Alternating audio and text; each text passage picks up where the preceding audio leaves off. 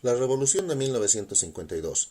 Elecciones de 1951. El Movimiento Nacionalista Revolucionario MNR de Víctor Paz Estenssoro, que en ese momento se encontraba exiliado, y Hernán Siles Suazo, ganan las elecciones con el 43% de los votos.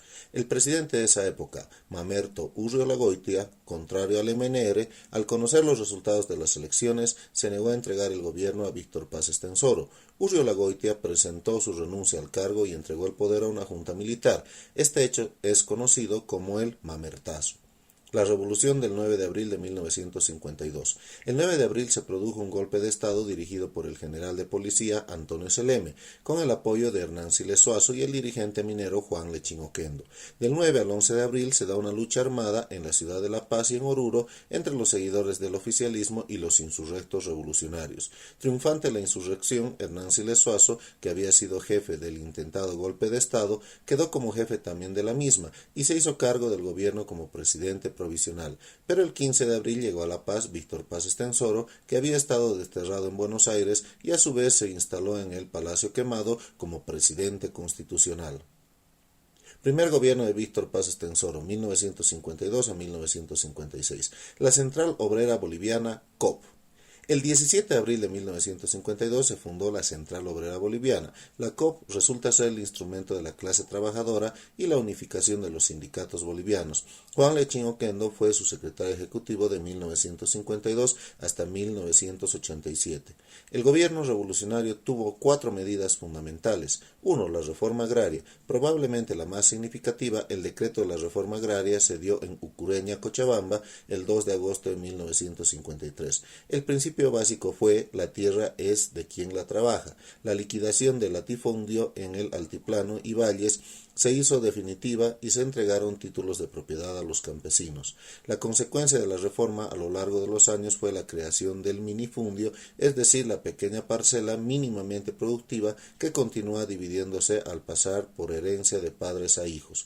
Otro elemento fundamental fue la prohibición de negociar la tierra, ni a través de la venta ni como garantía para préstamos de ningún tipo. El objetivo fue garantizar que los campesinos no perdieran la tierra ni fuera posible la reinstauración del latifundio.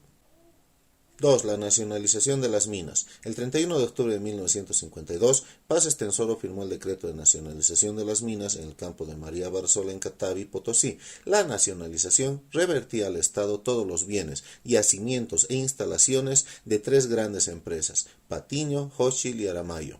Para la administración de las minas del Estado se creó la Corporación Minera de Bolivia, Comibol. La consecuencia fundamental de la nacionalización fue la de haber transformado el funcionamiento del país al trasladarse el control de la economía de manos privadas a manos del Estado. En 1952 las minas equivalían a más del 80% de los ingresos totales de la nación. 3. El voto universal. Hasta las elecciones de 1951, que ganó el MNR, el voto era restringido. No podía votar los analfabetos ni las mujeres. El concepto de ciudadanía estaba restringido además a quienes podían demostrar una renta mínima. Se concedió el derecho a voto, decreto del 21 de julio de 1952, a todos los bolivianos mayores de 21 años, de 18 años si es que estaban casados, cualquiera sea su sexo, instrucción, ocupación o renta. Y 4. La reforma educativa. En 1953 se creó la Comisión Nacional de Reforma Educacional y en 1955 se dictó el Código de Educación, que determinó modificaciones sustanciales en la estructura educativa boliviana. La reforma tenía que ver con el esfuerzo por masificar la educación en todo el país, posibilitando por primera vez la enseñanza en toda el área rural, y ese fue sin duda el resultado más evidente del cambio revolucionario. El viejo y el nuevo ejército, las milicias populares. Por primera vez en la historia del país, un gobierno tocó la estructura más profunda del ejército. La tesis era que un Estado revolucionario debía contar con un ejército revolucionario. El colegio militar fue reabierto en 1953 con el nombre emblemático de Gualberto Villarroel. Finalmente, el gobierno creó milicias armadas en 2 sectores, el de los trabajadores mineros y el de los campesinos. Desarrollo del Oriente. Es indudable que el punto de partida del vertiginoso desarrollo de Santa Cruz y por extensión de una importante zona del Oriente no se podría explicar sin el proyecto de diversificación encarado por el primer gobierno de la Revolución. La inauguración el 25 de agosto de 1954 de la carretera asfaltada Cochabamba-Santa Cruz marcó el hito básico.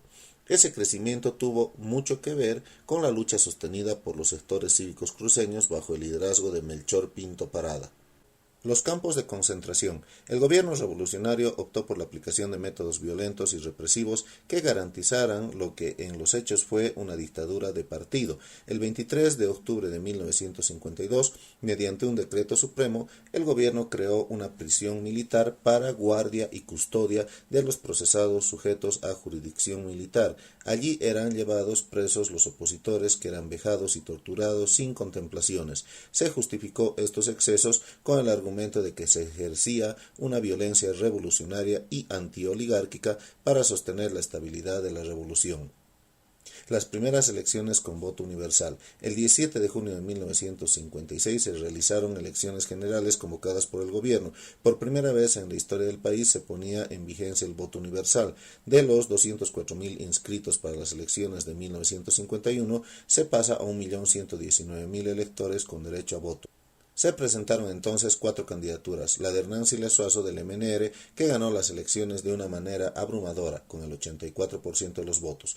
Óscar Únzaga de la Vega obtuvo el 14%. Y suscríbete a nuestro canal y no te olvides inscribirte a nuestro curso preuniversitario CEPI. Contáctate con nosotros, WhatsApp 759-22676. CEPI, mejor material, mejor enseñanza.